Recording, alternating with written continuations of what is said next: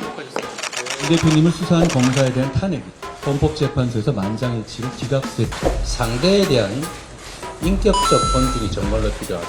이 대표님과 민주당에 대한 수사나 기소에 관여한 검사들을 상대로 시리즈처럼 해온 민주당의 탄핵은 곧 예정된 판결 결과에 불복하기 위한 빌드업으로 보는, 제가 보기에는 법 앞에 형식적으로 평등할지는 몰라도 검찰 앞에서는 매우 불평등합니다.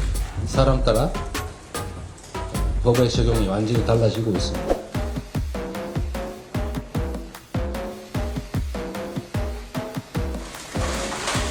국민 여러분, 좋은 휴일 보내고 계십니까?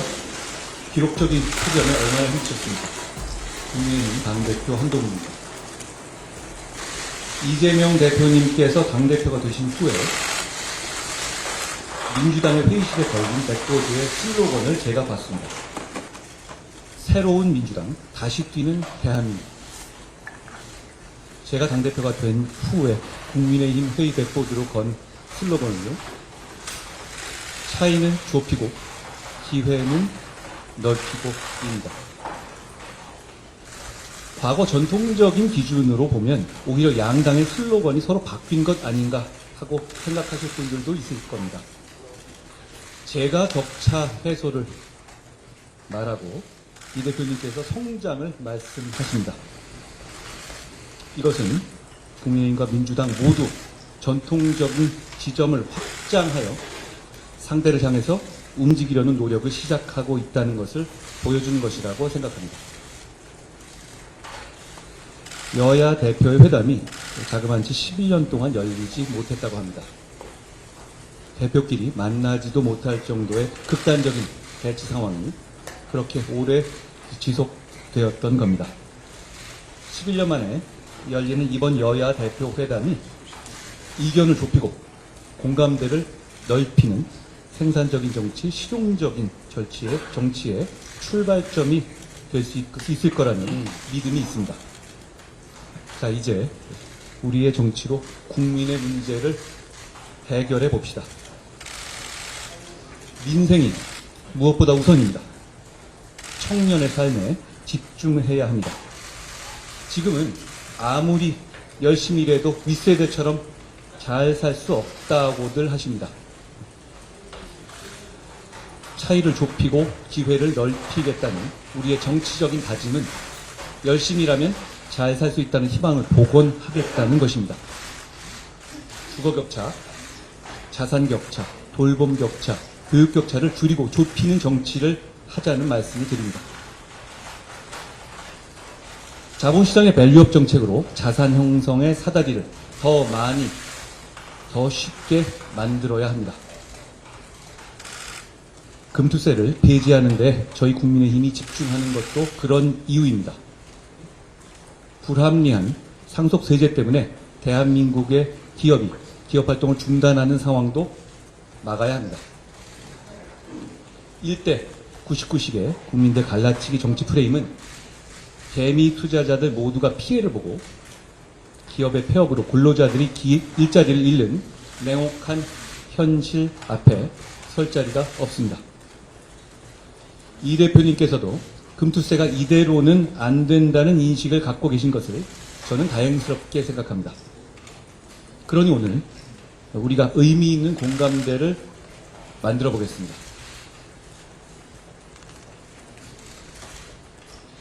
저출생 극복을 위한 법안들을 우선 처리하자는 말씀을 드립니다. 육아휴직 기간과 연령을 확대하고 배우자 출산휴가에 대한 급여 지원을 확대하며 임신기 근로기간 단축기간을 확대하는 내용의 가정양립법, 고용보험법, 근로기준법 등 저출생 해결의 패키지 3법, 그리고 인구위기 대응을 총괄할 인구전략기획부 신설이 그것입니다. 촉법소년 연령 하향, AI기본법, 반도체 특별법 등 지난 국회에서 처리되지 못한 국내 안전과 민생에 관한 시스템 법안들도 우선 처리될 수 있어야 합니다. 민주당은 현금 살포를 민생 대책으로 말씀하십니다만 쓸 수 있는 혈세는 한정되어 있고 개인들이 느끼는 격차의 질과 수준이 다 다르기 때문에 모두에게 획일적인 똑같은 복지가 아니라 모두의 필요에 맞춰진 복지를 하겠다는 것이 국민의힘의 생각입니다. 내년 취약계층에 대한 지원금을 4인 가족 기준으로 연간 240만 원을 늘린 것이나 저소득 대학생의 월 20만 원의 주거 장학금을 신설하는 것, 연 240입니다. 사병 월급을 205만 원으로 늘린 것, 소상공인 지원 예산 역대 최대로 대폭 늘린 것도 그 실천이죠. 이런 민생 대책은 민주당이 주장하는 현금 살포처럼 일회성이 아니라는 점에서 더 효과적입니다. 그리고 무엇보다 정교합니다. 국민의힘은 그런 생각을 더욱 집중적으로 실천하기 위해서 격차 해소 특별위원회를 출범시켰습니다. 의료개혁도 결국 민생을 위한 것이라는 점을 말씀드리고 싶습니다. 다만 당장의 의료 공백에 대한 국민의 불안감을 해소하는 일도 우리 정치의 중요한 임무입니다. 당대표로서 의료개혁의 본질과 동력을 그대로 유지하면서도 당장의 국민들의 염려와 불안감을 해소하기 위해서 더욱 노력하겠다는 약속을 드립니다. 에너지 문제 해결에는 저와 이 대표님의 그 사이에서 주목할 만한 공감대가 있는 것 같습니다. 이 대표께서 에너지 이슈를 주요 정치 과제로서 말씀하셨습니다. 저는 당대표 출마 선언에서부터 에너지 정책에서 이념의 때를 버티겠다는 말씀을 드렸습니다.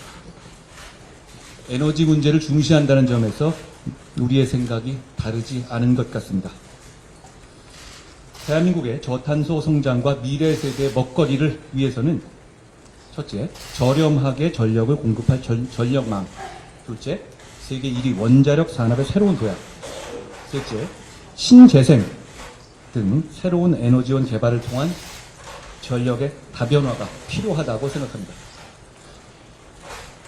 전력이 핵심인 AI 시대를 대비하는 길이기도 합니다.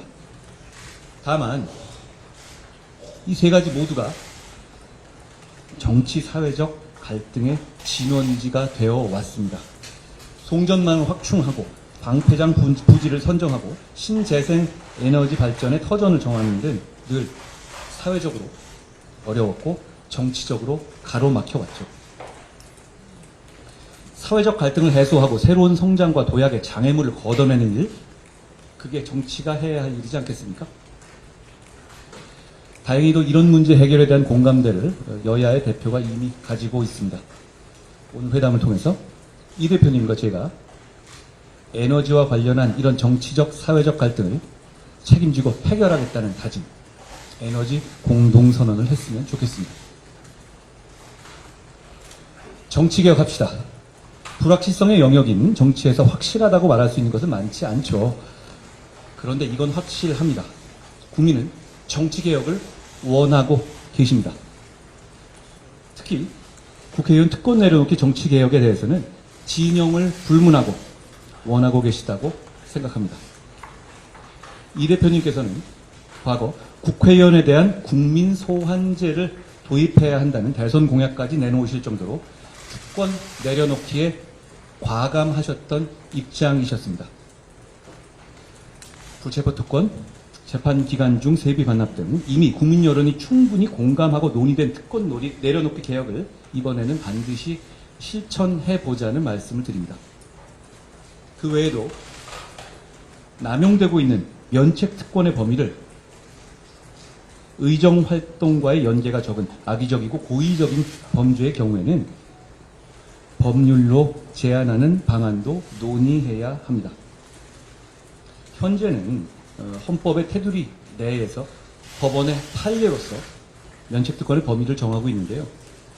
헌법의 범위 내에서 법률로서 그 한계를 명확히 정해서 반복되는 면책특권의 남용을 막을 필요가 있다고 생각합니다. 과거 이 대표님께서도 면책특권의 제한 필요성을 여러 차례 제기하셨기 때문에 양당 대표의 생각이 같은 지금이 면책특권 거부권 남용을 제한하는 추진을 하는 것에 적기라고 봅니다. 국민들께서 그걸 바라실 거라고 생각합니다. 법안의 강행 처리, 거부권, 재표결, 폐기, 그리고 재발의라는 이런 도돌이표식 정쟁 정치가 개미지옥처럼 무한 반복되고 있고, 국회 탄핵소추권의 남용과 처분적 입법의 남발이 헌법 질서를 위협하고 있습니다. 이런 악순환을 끊어내자는 말씀을 드립니다. 사실 하는 우리도, 보시는 국민들께서도 모두 피곤하지 않습니까? 최근 이 대표님을 수사한 검사에 대한 탄핵이 헌법재판소에서 만장일치로 기각됐죠. 이 대표님과 민주당에 대한 수사나 기소에 관여한 검사들을 상대로 시리즈처럼 해온 민주당의 탄핵은 곧 예정된 판결 결과에 불복하기 위한 빌드업으로 보는 분들이 많이 계십니다. 이건 재판받는 한 개인에 대한 문제가 아닙니다. 사법부의 재판에 대해서 주류 정치 세력이 불복하면 민주주의의 위기, 법치주의의 위기가 오고 국민 모두가 피해를 보기 때문입니다. 곧 나올 재판 결과들에 대해서 국민의힘은 설령 그 결과가 마음에 들지 않더라도 선을 넘는 발언이나 공격을 자제하겠습니다. 그러니 민주당도 재판 불복 같은 것은 생각하지 않으실 것이라고 저는 기대합니다. 무죄를 확신하고 계시는 듯하니 더욱 그렇습니다.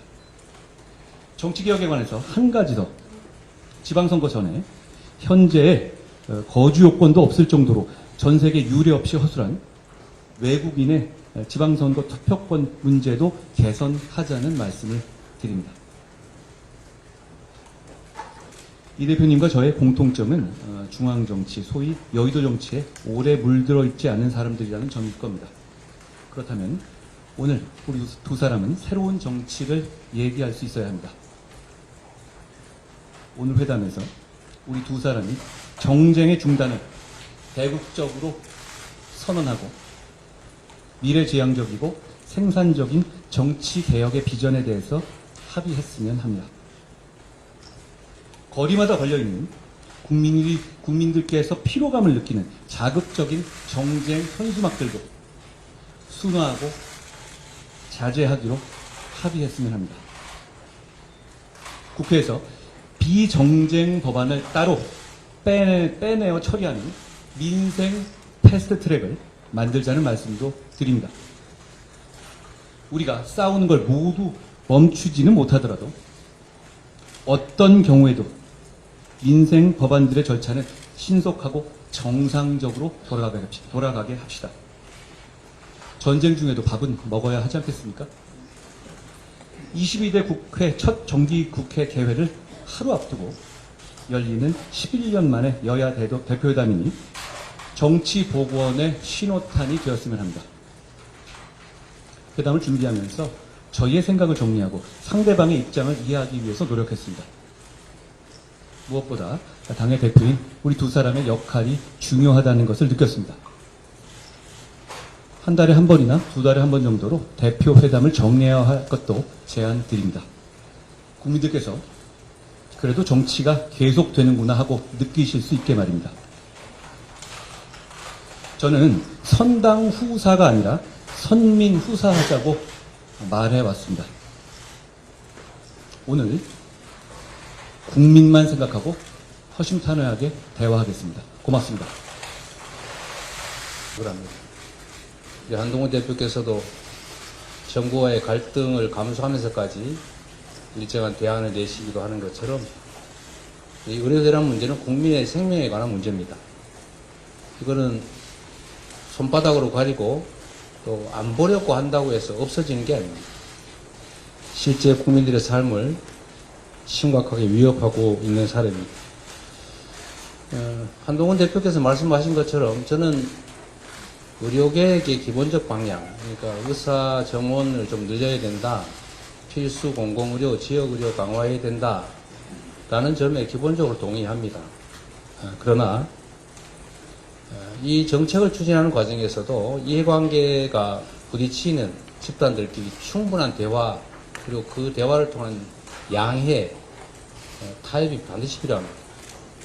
일방적으로 힘으로 밀어붙여서 상대방의 굴복을 강요하게 되면 성공하더라도 후유증 피해가 너무 큽니다.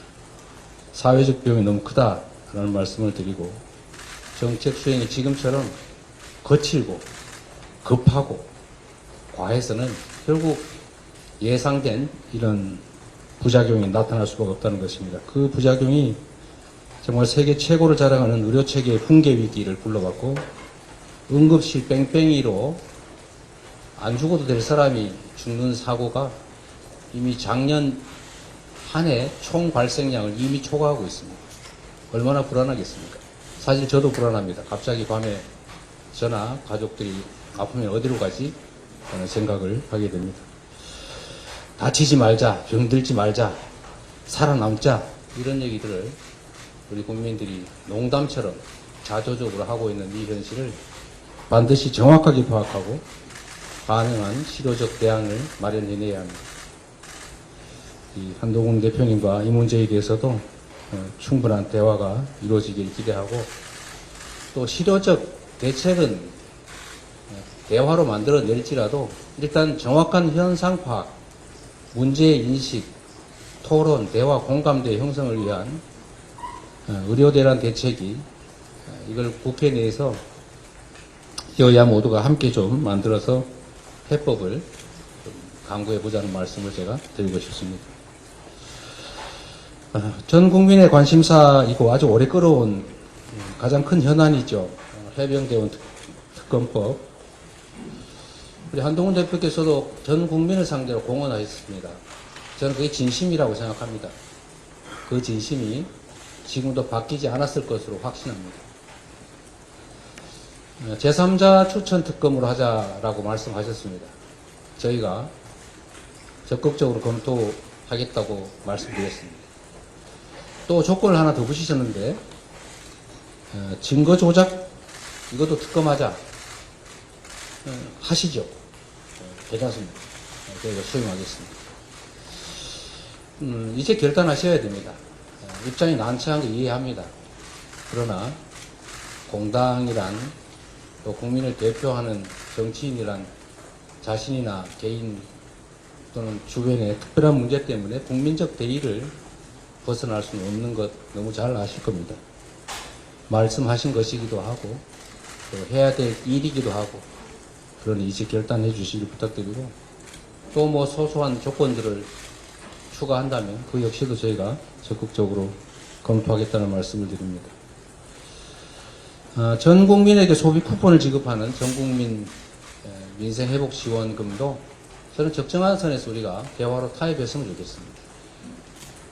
현금 지원이라고 말씀하시는데 좀 잘못 알고 계신 것 같고, 이건 현금을 지원하는 게 아니라 특정 기간 내에 몇 개월 안에 쓰지 않으면 소멸하는 소멸성 지역 화폐, 즉 소비 쿠폰입니다. 해당 지역에서 소상공인, 자영업자, 골목상권에서만 쓸 수 있는 소비 진작책이다. 소득 지원 효과와 소비 진작, 그리고 자영업자 살리기, 골목상권 살리기, 지방 살리기, 그리고 경제 활성화를 통해서 세수 증대에도 도움이 되는 가장 효율적 정책이라는 말씀을 드리고, 아마 이해하실 것으로 생각됩니다. 자꾸 균등 지원 말씀을 하셔서, 저는 이게 복지 정책이 아니고 경제 정책, 재정 정책이기 때문에 세금을 더 많이 내는 사람을 역차별할 필요가 없다. 오히려 더 지원하지 못할 망정 가치는 지원해 줘야 되는 거 아니냐, 반사적 이익을 같이 누리게 해야 되는 거 아니냐라고 생각하는데, 굳이 차등 지원, 선별 지원 하겠다면 그것도 저희가 받아들일 용의가 있으니까 적정한 선에서 협의해서 좀 지원하도록 했으면 좋겠다는 말씀 드립니다.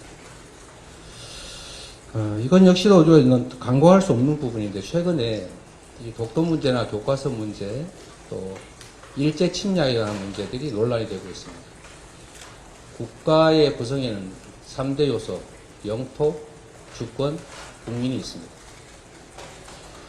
그런데 영토를 부정하는, 독도 영유권을 부정하는 행위 또는 주권을 부정하는 행위, 즉 외국의 침략을 합리화하는, 미화하는 행위, 이것은 국가를 부정하는, 그야말로 윤석열 대통령께서 자주 말씀하시는 반국가적 주장입니다.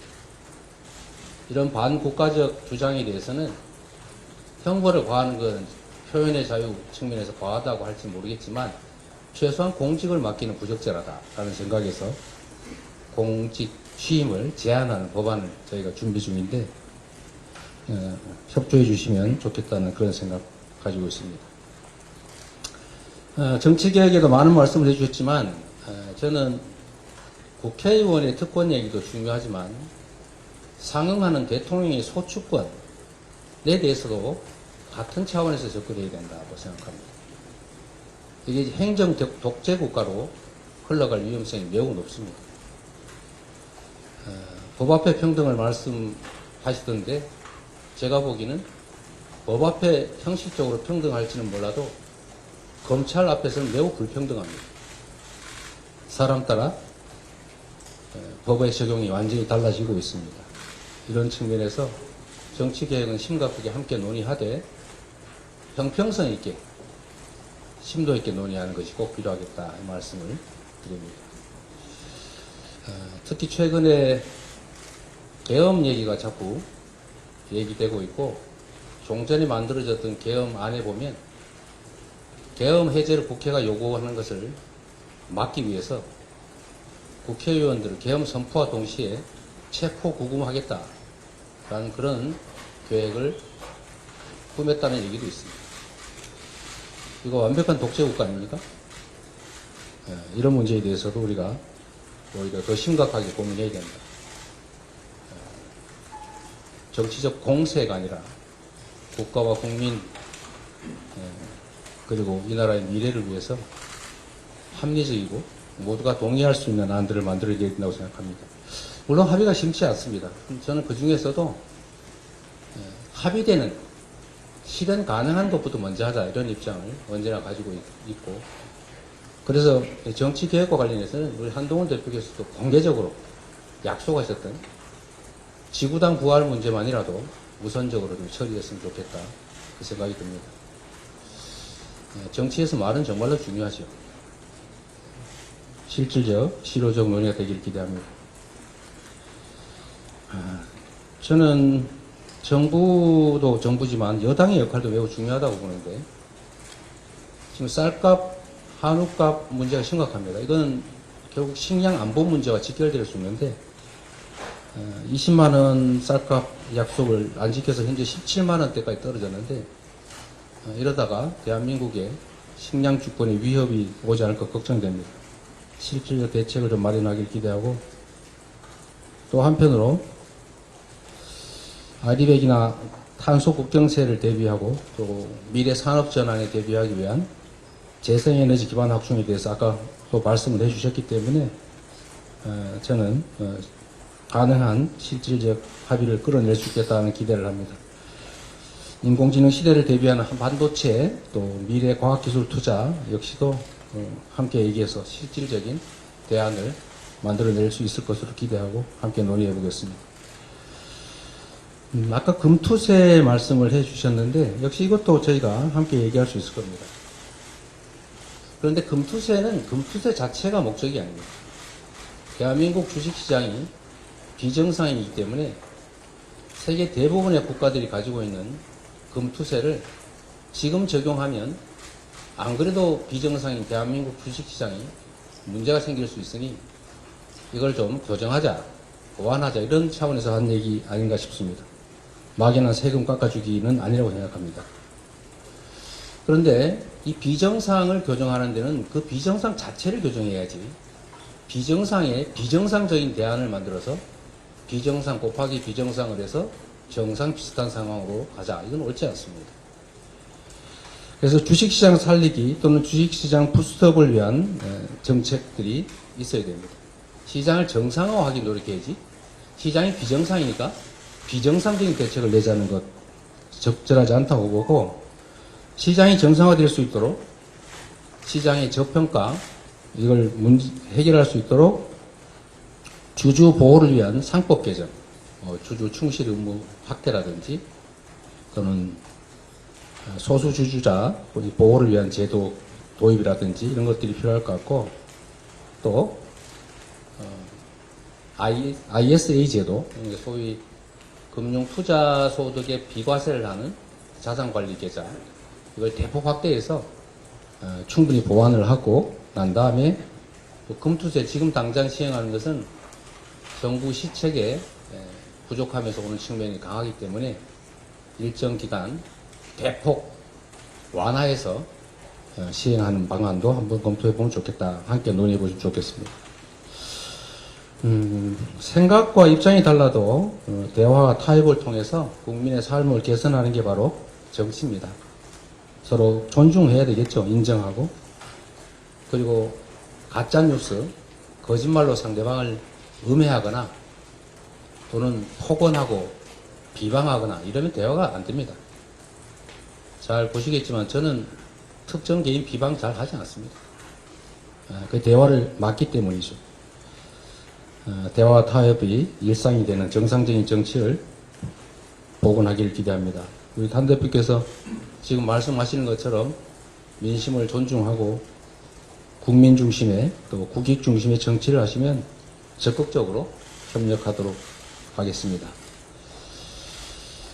또 한 가지 저는 말씀을 드려야 되는데 이 측면에서 뭐 여당이 하는 일은 아니겠습니다만 이 정치라고 하는 게 죽고 죽이는 전쟁은 아닙니다. 상대도 일정 정도를 얻고 나는 그보다 좀 더 얻겠다. 또 다른 것을 얻겠다. 이렇게 하는 게 정치죠. 제거하는 게 가능하겠습니까? 그런데 최근에 이 전 정권에 대한 정치 보복이라고 볼 수 있는 그런 과도한 조치가 좀 많아지는 것 같습니다. 이런 것들이 결코 실정이나 또는 정치의 실패를 덮지는 못한다라는 말씀 드립니다. 지난 본회의에서 여야 합의를 통해 전세사기 특별법 같은 민생법안 처리가 됐습니다. 숨통이 좀 트였습니다. 한동훈 대표께서 말씀하시는 것처럼 양보하고 타협하는 정치를 복원해야 되고, 가급적이면 차이를 드러내기보다는 공통점, 같은 점들을 좀 찾아내기 위한 노력을 하고 그 같은 점들을 실천하는 그런 출발점이 되기를 기대합니다. 그런 면에서 보면 우리가 대선이든 지방선거든 총선이든 무수히 많은 공약들을 합니다. 이 중에 여야 간의 공통 공약이 있습니다. 이 공통 공약들을 합의해서 처리를 하는 게 어떻겠냐 제가 계속 제안했는데 지금까지는 진척이 없습니다. 다행히 우리 한 대표께서 좀 전에 합의되는 공감되는 얘기들은 좀 처리하자 이 말씀을 해주셨는데, 이번에는 아예 우리가 공통공약 처리를 위한 협의기구나 이런 것들을 만들어서 공식적으로 공개적으로 공통공약을 처리해 가기를 기대합니다. 우리 한동훈 대표께서 이런 말씀 하셨다고 합니다. 그러라고 63%가 저를 지지했다 이런 말씀을 하셨다고 합니다. 맞는 말씀입니다. 정치는 국민의 뜻에 따르는 것이 대입니다. 그 국민의 의사를 존중하는 것, 그게 가장 정치의 근본 아닌가 싶은 생각이 듭니다. 국민들의 선택의 무게를 잘 이해하시고 존중하는 말씀으로 생각합니다. 또 하나 기대되는 것은 내가 내는 대안만이 유일한 정답은 아니다. 더 좋은 대안이 있으면 좋겠다 이런 말씀을 하셨다고 합니다. 정말로 옳은 태도십니다. 다름의 가치를 인정하는 겸손일 수도 있고 내가 틀릴 수도 있다는 것을 인정하는 용기일 수도 있고 대안을 찾아내기 위한 능력일 수도 있습니다. 오늘의 어렵게 마련된 이 자리가 우리 국민들에게 조금이라도 기대를, 희망을 만들고 또 새로운 정치의 돌파구를 만들어내는 계기가 되기를 기대합니다. 고맙습니다.